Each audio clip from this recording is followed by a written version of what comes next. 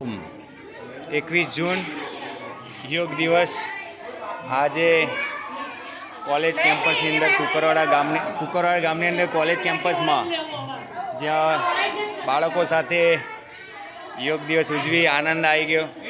કારણ કે બાળકોની સાથે આપણે ક્યારેય યોગ કરવાનો ચાન્સ મળતો નહીં હોતો, પરંતુ આજે બાળકો સાથે ખૂબ અલગ જ અંદર પ્રભુત્વ હોતું હોય, એમને પણ મજા આવી ગઈ. તો યોગ દિવસ હરરોજ ઉજવવો જોઈએ. તો યોગના આસનો પ્રાણાયામ દરેકને જ્ઞાન મળે, બાળકોને મળે. આજે ઉત્સાહથી બાળકો આજે સિરપ પી રહ્યા છે. આજે ટીચરો બધા જ આનંદથી યોગ એમને નિહાળ્યો, એમને પણ અનુભવ કર્યો.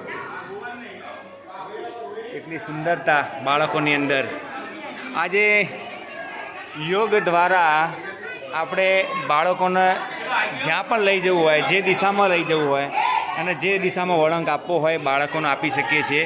કારણ કે આપણે વાલી તરીકે ઘરે પણ આપણે કરતા હોઈએ, બાળકો જોતા હોય તો એ બાળકો પણ એ જ વિચારધારા ધરાવતા હોય. જો યોગ કરશે, યોગની સાથે રહેશે અને એમનામાં એવા વિચાર પણ આવી જશે કે જે આ ના ખાવું જોઈએ, યાની કે કોઈ ખરાબ આદત, ચોરી કરવી, ખરાબ નજર અને ખરાબ વસ્તુ, જે ફાસ્ટ ફૂડ, આ બધી નહીં ખાવાના નિયમો એની અંદર ઓટોમેટિક આવી જાય છે. આપણે કહેવાનું જરૂર પડતી નથી.